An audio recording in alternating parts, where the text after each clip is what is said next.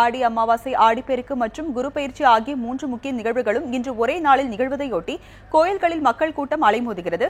இது குறித்த கூடுதல் தகவல்களை வழங்குவதற்காக பவானியில் இருந்து ஜான்சி மற்றும் திருவையாறில் இருந்து மகாலிங்கம் இணைப்பில் இருக்கிறார். அவரிடம் கேட்கலாம். முதலில் ஜான்சியிடம் கேட்கலாம். ஜான்சி, ஆடிப்பெருக்கு பண்டிகைக்காக நீர்நிலைகளில் மக்கள் மேற்கொண்டு வரும் சிறப்பு வழிபாடு குறித்து சொல்லுங்க. நிச்சயமா ராஜலட்சுமி, இந்த ஆடிப்பெருக்கு மற்றும் ஆடி அமாவாசை, குரு பயிற்சி என ஒரு 100 ஆண்டுகளுக்கு பிறகு இந்த 3 தினங்களும் ஒரு சேர அமைந்துள்ளதால் இந்த விழா இன்று வெகு விமர்சையாக கொண்டாடப்பட்டு வருகிறது. ஒவ்வொரு ஆடி மாதமும் 18ஆம் தேதி ஆடிப்பெருக்கு விழா சிறப்பாக கொண்டாடப்பட்டது. அதன்படி தமிழகத்தில் காவிரி ஓடும் நதிகள் எல்லாம் அந்த ஆடிப்பெருக்கு விழா வெகு விமர்சையாக கொண்டாடப்படும். இப்ப நான் நின்றுட்டு இருக்க இந்த பவானி கூடுதுறை இடத்துல கூட 3 நதிகளும் சங்கமிக்கக்கூடிய இந்த இடத்தில் நீர்நிலைகளில் குளித்தும் ஆடிப்பெருக்கு விழாவை வெகு விமர்சையாக பக்தர்கள் கொண்டாடி வருகின்றனர். ஏராளமான பக்தர்கள் இன்று காலை முதலே முதியோர்களுக்கு தர்ப்பணம் செய்யவும், புதுமண தம்பதிகள் தாலி பிரித்து போற்றும் போன்ற பல முக்கிய நிகழ்வுகளையும் இந்த ஆடிப்பெருக்கு விழா என்று கொண்டாடி வருகின்றனர். அது மட்டும் இல்லாம இந்த பகுதியில் அதிக அளவில் பாதுகாப்பு ஏற்பாடும் செய்யப்பட்டுள்ளது. மேலும் இப்ப நம்ம கிட்ட இந்த ஆடிப்பெருக்கு விழாவினை கொண்டாடிய ஒருத்தர் நம்ம கூட இருக்காங்க. அவங்க கிட்ட பேசலாம். சார் வணக்கம் சார், இந்த விழா நீங்க எப்படி பாக்குறீங்க? முதியோர்களுக்கு தர்ப்பணம் பண்றது முதல்ல எப்படி இது பண்ணு? சோ இந்த கூடுதுறை பகுதியில நீங்க சங்கமேஸ்வர திருக்கோவில்ல இந்த திருவிழாவை செலிப்ரேட் பண்றது எப்படி நீங்க இருக்குன்னு நினைக்கிறீங்க? வருஷம் வராங்க. பெரியவங்களுக்கு தர்ப்பணம் பண்றாங்க, எங்க அப்பாவுக்கு இது பண்றாங்க. கோயிலில் எல்லாம் சிறப்பாக இருக்குதுங்க. இது வருஷம் முன்னா நம்ம முன்னோர்களுக்கு நல்ல ஒரு சிறப்பு, நல்ல ஒரு இதுன்ட்டு நாங்கள் இது பண்ணுறாங்க. நல்லா இருக்குதுங்க, சிறப்பாக இருக்குதுங்க. நாங்கள் இதோட 6-7 வருஷம் வந்துட்டுருக்குறேங்க. பெரியவர்களுக்கு தர்ப்பணம் பண்ணால் நல்ல சிறப்புன்னு சொல்லுறதுனால ஆடிப்பெருக்கு பண்டிகை சிறப்பாக கொண்டாடிட்டு வந்திருக்கிறேங்க. இவரை போன்று முதியோர்களுக்கு தர்ப்பணம் செய்யவும், அது மட்டும் இல்லாம பல பரிகார காரியங்களுக்காகவும் இந்த நீர்நிலைகளில் குளித்துவிட்டு தங்களுடைய கோரிக்கைகளை கடவுளுக்கு பிரார்த்தனையோடு செய்து கொண்டிருக்கின்றனர். இந்த ஆடி அமாவாசை தினத்தன்று வழிபட்டால் மூதாதையர்களுக்கு பல நூற்றாண்டுகள் அவர்களை வணங்கியதற்கான சமம் என்ற ஒரு எண்ணத்தில் இந்த போன்ற ஆடி அமாவாசை, ஆடிப்பெருக்கு விழா ஒவ்வொரு காலமாக தொன்று நடைபெற்று வருகிறது. அதன்படி குரு பயிற்சி, ஆடிப்பெருக்கு, ஆடி அமாவாசை என 3 ஒரு சேர வருவதால் இந்த தினம் வெகு விமர்சையாக கொண்டாடப்பட்டு வருகிறது. இதனால் லட்சக்கணக்கான பக்தர்கள் இன்று காலை முதல் பவானி கூடுதுறை பகுதியில் குவிய உள்ளனர். ராஜலட்சுமி, ஜான்சி, நீங்க தொடர்ந்து இணைப்புல இருங்க. அடுத்ததாக திருவையாறில் உள்ள நமது செய்தியாளர் மகாலிங்கிடம் கேட்கலாம். மகாலிங்கம், இன்னைக்கு ஆடிப்பெருக்கு, ஆடி அமாவாசை மற்றும் குரு பயிற்சி, இந்த 3 நிகழ்வுகளும் ஒரே நாள்ல நடைபெற இருக்கிறது. அது மட்டும் இல்லாம அங்கு பக்தர்கள் என்ன மாதிரியான சிறப்பு வழிபாடு நடத்தி வராங்க, இதை குறித்து சொல்லுங்க. வணக்கம் ராஜலட்சுமி. 100 ஆண்டுகளுக்கு ஒரு முறை வரக்கூடிய இந்த ஆடிப்பெருக்கு, ஆடி அமாவாசை, குரு பயிற்சி ஆகியவை இன்று நடக்கிறது. இது முன்னிட்டு குறிப்பாக ஆடிப்பெருக்கில் புதுமண தம்பதிகள் காவிரி ஆற்றங்கரையில் தங்கள் திருமணத்திற்கு அணிந்த மாலைகளை ஆற்றில் இட்டு புது ஆடைகளை அணிந்து வழிபாடு செய்வது வழக்கம். குறிப்பாக இப்ப இந்த ஆடிப்பெருக்கை பொறுத்தளவுக்கு தென்மேற்கு நீர்பிடிப்பு பகுதியில் பெய்யக்கூடிய மழையின் காரணமாக ஆற்றில் வரக்கூடிய புதிய நீரை வரவேற்பதற்காக அதனை வழிபாடு செய்யக்கூடிய நிகழ்ச்சி தான் ஆடிப்பெருக்கு. அந்த வகையை பொறுத்தளவுக்கு தற்பொழுது காவிரி ஆற்றிலிருந்து திறந்துவிடப்பட்ட தண்ணீர் தற்பொழுது தஞ்சை மாவட்டம் திருவையாறு புஷ்ப மண்டபத்தில் தற்போது வந்து கொண்டிருக்கிறது. இங்கே ஏராளமான புதுமண தம்பதிகள் தாங்கள் திருமணத்துக்கு அணிந்த மாலைகளை ஆற்றிலிட்டு புத்தாடை அணிந்து வழிபாடு செய்து வருகின்றனர். அந்தபடி உற்றார் உறவினர் நண்பர்களுடன் இந்த ஆற்றங்கரையில் ஏராளமான புதுமண தம்பதிகள் வழிபாடு செய்து வருகின்றனர். அவர்களுக்கென்று தனி ஒரு இடம் ஒதுக்கி அந்த இடத்தில் வாழை இலை, வெற்றிலை, பாக்கு, மஞ்சள், பிள்ளையார் பிடித்து வைத்து பழங்கள் ஆகியவற்றை வைத்து வழிபாடு செய்து வருகின்றனர். பின்னர் வீட்டிலிருந்து கொண்டு வரப்பட்ட தேங்காய் சாதம், வகை வகையான சாதங்களை உறவினர்களுக்கும் நண்பர்களுக்கும் மற்றவர்களுக்கும் கொடுத்து மகிழ்ந்து வருகின்றனர். இது மட்டுமில்லாமல் இந்த ஆடி மாதத்தில் விதைத்தால்தான் தை மாதத்தில் பொங்கலுக்கு அறுவடை செய்யக்கூடிய ஒரு நிலை இருக்கிறது. இதுக்கு தகுந்தாறு போலதான் ஆடிப்பட்டம் பார்த்து விதை அப்படி என்று சொல்வார்கள். அதை போட்டு தற்பொழுது இந்த நெல், கரும்பு ஆகியவை இப்ப பயிரிட்டால்தான் தை பொங்கல் என்று அறுவடை செய்வதற்கு ஏதுவாக இருக்கும். அந்த நிலையில் இந்த ஆற்றிலிருந்து விடப்படக்கூடிய தண்ணீர் இந்த விவசாயத்திற்கும் ஏற்ற வகையில் உதவிகரமாக இருக்கிறது. இதனை வரவேற்கும் வரை விவசாயிகளும் இங்கே இந்த ஆற்றை வணங்கி செல்கின்றனர். இந்த நீர்பிடிப்பு பகுதியில் மட்டுமின்றி தற்பொழுது குறிப்பாக ஆடி அமாவாசையும் இன்று நடக்கிறது. இந்த இறந்த மூதாதையர்களுக்கு வழிபடும் விதமாக இந்த ஆடி அமாவாசை இருக்கிறது. குறிப்பாக தமிழ் மாதங்களில் 3 அமாவாசைகள் சிறப்பு பெற்றது. ஆடி, தை, புரட்டாசி ஆகிய 3 அமாவாசைகள் மிகவும் பிரசித்தி. இந்த சமயத்தில் இந்த நாட்களில் வழிபட்டால் இறந்த முன்னோர்கள் நம்மளுக்கு உதவிகரமாகவும் துணையாகவும் இருப்பார்கள் என்பது ஒரு ஐதீகம். அவர்களை மறவாமல் ஆண்டுதோறும் வந்து இந்த அமாவாசை நாட்களில் வழிபட்டு செல்வது ஒரு குறிப்பிடத்தக்கது. அதன் வகையில் தான் இப்பொழுது இன்று இறந்தவர்களுக்கு தர்ப்பணம் கொடுக்கும் விதமாக ஏராளமான மக்கள் தற்பொழுது இங்கே வந்து தற்பொழுது அவர்களுக்கு படையிலிட்டு வழிபாடு செய்து வருகின்றனர். முன்னதாக வந்து ஆற்றில் குளித்துவிட்டு பின்னர் வந்து ஐயர்கள் அவர்களிடமிருந்து அவர்களுடைய நிகழ்ச்சியை நடத்திவிட்டு பின்னர் அவற்றிலுடைய காய்கறிகள், பழங்கள் மற்றும் அந்த தர்ப்பணம் செய்யக்கூடிய பிண்டங்களை வந்து தற்பொழுது ஆற்றில் விட்டு வழிபாடு செய்து வருகின்றனர்.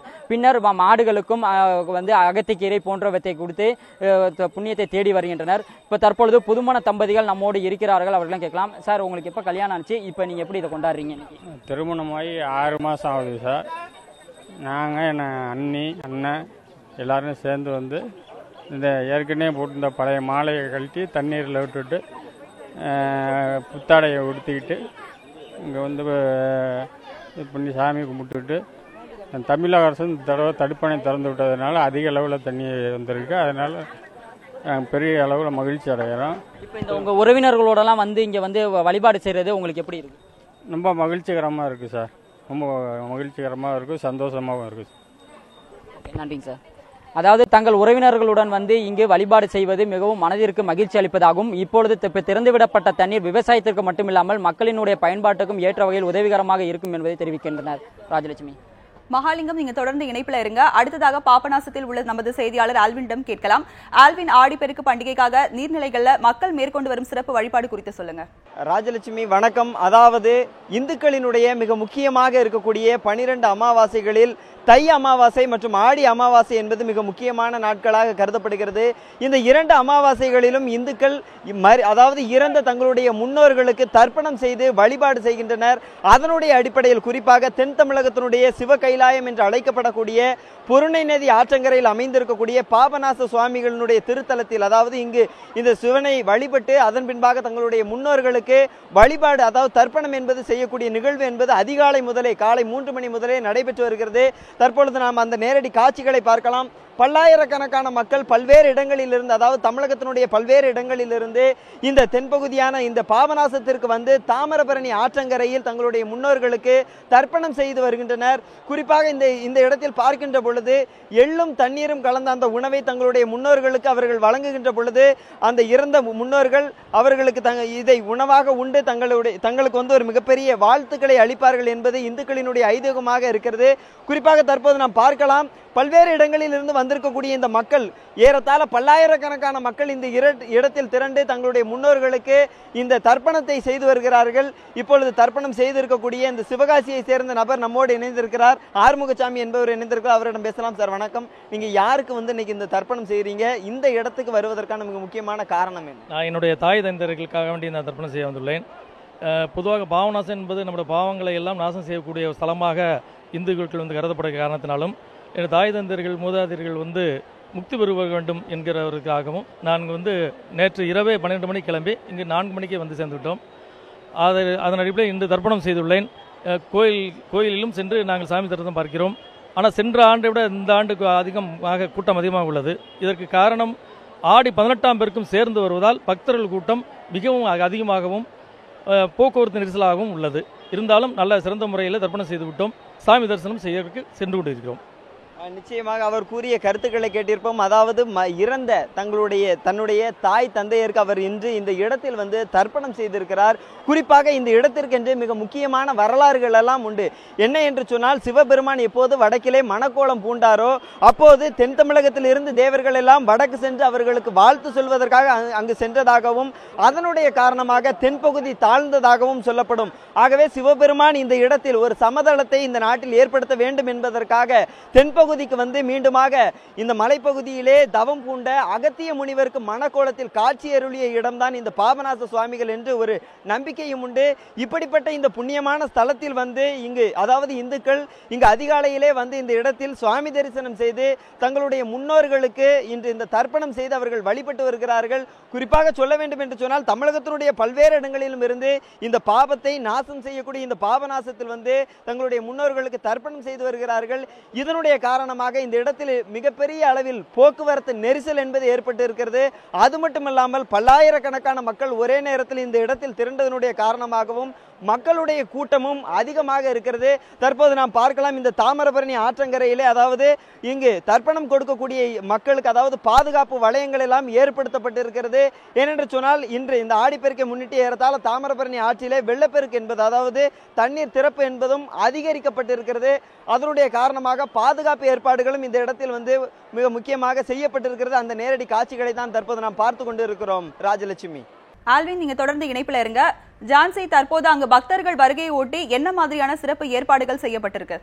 இந்த பவானி அதாவது 3 நதிகள் காவேரி, பவானி, அமிர்த நதி என்ற 3 நதிகளும் சங்கமிக்கக்கூடிய இந்த கூடுதுறை பகுதியில் ஆடிப்பெருக்கு மற்றும் ஆடி அமாவாசை குருபெயர்ச்சியை முன்னிட்டு பல்லாயிரக்கணக்கான பக்தர்கள் வந்து சாமி தரிசனம் பெறுவதற்காக இந்த சங்கமேஸ்வரர் கோயிலுக்கு வந்துள்ளனர். இவர்களுக்கு பாதுகாப்பு கொடுக்கும் விதமாக காவல்துறையினர் வந்து இந்த பவானி பகுதியைச் சேர்ந்த மாவட்ட துணை காவல் கண்காணிப்பாளர் தலைமையில வந்து 200க்கும் மேற்பட்ட போலீசார் வந்து பாதுகாப்பு பணியில் ஈடுபட்டு இருக்காங்க. அது மட்டும் இல்லாம இந்த 3 நதிகளும் சங்கமிக்கக்கூடிய இந்த இடம் என்பதால் வந்து இந்த ஆற்றில் குளிக்கக்கூடிய பக்தர்களுக்கு பாதுகாப்பு கொடுக்கும் விதமாக தீயணைப்பு துறையினர் பாதுகாப்பு உபகரணங்களுடன் வந்து ஆற்றின் பல பகுதிகளுடன் நின்று அவர்களுக்கு எச்சரிக்கையும் மற்றும் வந்து பாதுகாப்பாக குளிக்க வேண்டும் என்ற அறிவுரையும் வந்து தொடர்ந்து வழங்கி கொண்டிருக்கின்றனர். மேலும் இந்த மருத்துவ உபகரணங்கள் அதாவது இலவச மருத்துவ வசதி என பக்தர்களுக்கு தீவிர சிகிச்சை ஏதாவது தேவைப்பட்டால் அதற்கான வசதியும் செய்யப்பட்டுள்ளது. மேலும் வந்து கோவில் நிர்வாகத்தின் சார்பில் அதிக அளவில் பக்தர்கள் வருவதற்காக பார்க்கிங் வசதி போன்ற அடிப்படை வசதிகள் அனைத்தும் செய்யப்பட்டுள்ளது. மேலும் வந்து பக்தர்கள் குளிப்பதற்காக ஒரு புறத்தில் வந்து ஆண்களும் ஒரு புறத்தில் பெண்களும் என தனித்தனியாக ஒரு இடங்களில் வந்து ஒதுக்கப்பட்டுள்ளது. தொடர்ந்து வந்து தீவிர கண்காணிப்பு பணியில வந்து போலீசார் வந்து ஈடுபட்டுள்ளனர். எனவே வந்து இந்த வரும் பக்தர்களுக்கு எந்த விதமான அசம்பாவிதம் சம்பவம் ஏற்படாமல் இருக்குமாக்கான வழிவகையிலும் தொடர்ந்து மேற்கொள்ளப்பட்டு வருகிறது. இந்த சங்கமேஸ்வரர் கோயிலுக்கு வரக்கூடிய பக்தர்களுக்கு வந்து சாமி தரிசனம் பெறுவதற்காக அனைவரும் வந்து வரிசையில் நின்று செல்ல வேண்டும். அது மட்டும் இல்லாமல் அதிக அளவில் கூட்டம் வந்ததால் அந்த பக்தர்களுக்கு ஒரு சில நேரங்களில் மட்டுமே வந்து சாமி தரிசனம் செய்வதற்கான நேரமும் ஒதுக்கப்பட்டுள்ளது. ராஜலட்சுமி.